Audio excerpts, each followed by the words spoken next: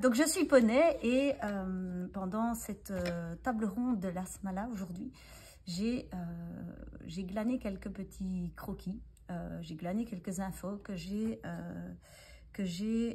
immortalisées avec mes crayons. Je vais vous faire un petit résumé.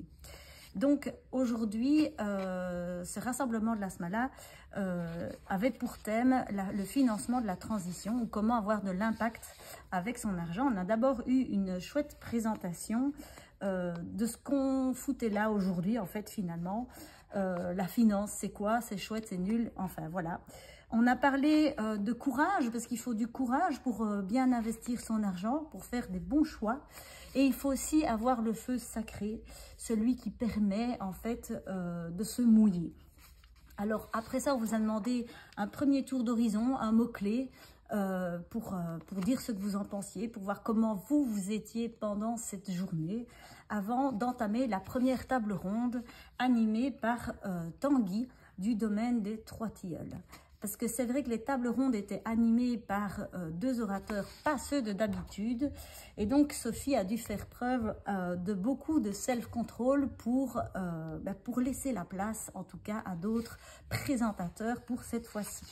En tout cas, ce qui est sûr, c'est que changer, être dans la transition du financement, ça touche à la culture d'entreprise. Donc, c'est pas juste aller bricoler, ça a un réel impact. Alors, dans les orateurs, il y avait notamment Rail Trip Travel qui était là en tant qu'entreprise avec beaucoup de questions à poser aux financiers, à savoir comment on s'y prend pour avoir de l'impact avec les finances quand on a des problèmes de saisonnalité, quand on a une réalité bien spécifique à un secteur qui est par exemple celui du secteur ferroviaire. Alors, on avait un représentant de la CBC qui a tenté avec ses outils aujourd'hui de répondre à toutes les questions. Un des autres orateurs, c'était Olivier de chez Copain qui nous a expliqué leur démarche, comment eux ont fait pour faire du financement à impact avec quelques exemples. On est revenu sur les banquiers avec comment procéder, comment aller toucher le cœur des banquiers. Ensuite, Thomas nous a expliqué comment eux, chez l'ITA, ils s'y prennent pour cibler en fait les projets, puisqu'ici on part du projet, on prend le truc dans l'autre sens, avec la notion de balisage qui a été mise en avant, qu'on utilise notamment chez Copain pour pouvoir en fait sélectionner les bons investisseurs, puisque tous les investisseurs ne sont pas forcément chouettes à avoir dans sa poche. Ensuite, Gaëtan nous a donné quelques éléments clés sur le bon moment et la bonne façon de toucher les investisseurs. Et ensuite, au niveau bancaire, on nous encourage à voir grand, à avoir de l'ambition, mais évidemment à avoir aussi la capacité de concrétiser ses ambitions. On reste dans le secteur bancaire. On a parlé de comment grandir en fait et de briser un petit peu la relation parent-enfant qu'on pourrait avoir avec son banquier, puisque investir c'est quand même une démarche de sa propre responsabilité. On a parlé de l'extraction de l'impact, comment sortir l'impact de son jardin, de son entreprise pour rayonner partout autour. Et enfin, pour couper court à tous les raccourcis, il faut savoir que, en effet, c'est pas parce qu'on fait dans de la grande distribution qu'on a forcément tous les tours dans sa poche. C'est pas un secteur facile forcément, et il faut parfois aussi pouvoir faire preuve de résilience.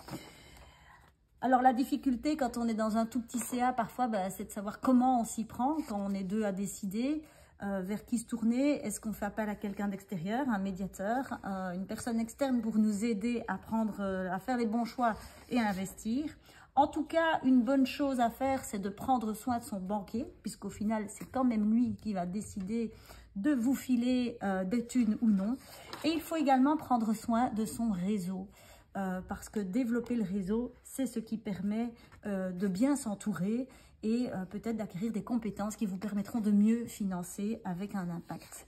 Tout ça en tenant compte, bien sûr, du balisage et pourquoi pas en faire un outil carrément de sélection des investisseurs au sein de la Smala. Ensuite, la deuxième table ronde a abordé vraiment les modèles de financement, comment concrètement on fait, qui paye et comment on paye pour tous ces projets à impact. On a d'abord une présentation de, comment c'était déjà, Greenback, qui est venu nous raconter son projet. Et sans tourner autour du pot, ils ont besoin d'argent, vous savez où les trouver. Et donc voilà. Ensuite, il faut savoir que quand on investit dans un projet, il faut savoir convaincre. Et donc on a parlé du Citizen Fund qui en fait fonctionne sur base d'un fonctionnement démocratique pour choisir les projets dans lesquels investir, les projets à impact. Et en parlant de projet à impact, eh bien, vu que je viens créer ma société, vous savez où me trouver. Et ensuite, Olivier de Bilub nous a expliqué comment eux fonctionnent, quelles sont les méthodologies qu'ils ont mis en place pour intégrer correctement et en toute légalité du financement impact dans son entreprise. Et donc, après tous ces exemples, c'est Fabienne qui nous rappelle que, mine de rien, c'est qui paye? Eh bien, c'est pas facile à dire. En fait, on n'a pas vraiment la réponse, mais ce qui est sûr, c'est que c'est pas les clients qui payent. Donc, l'argent, il faut aller le trouver ailleurs. Et pour trouver de l'argent, qu'est-ce qu'il faut faire en premier lieu? Un business plan. Parce que sans business plan, personne ne vous filera de l'argent.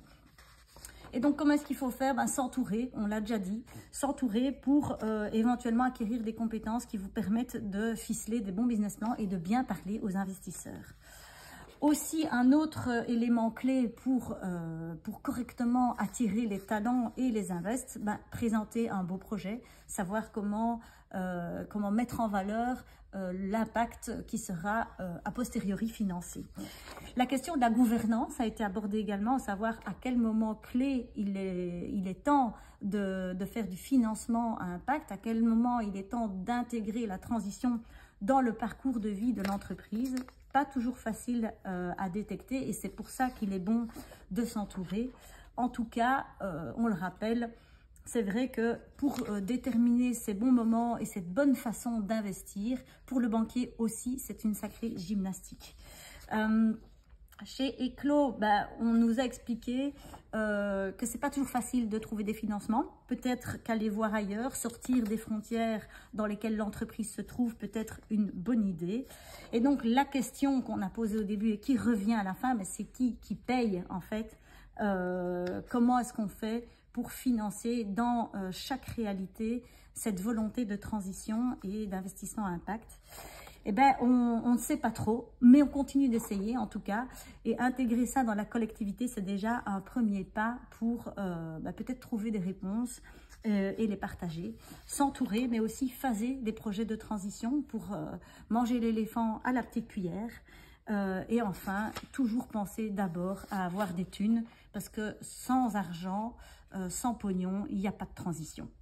Merci.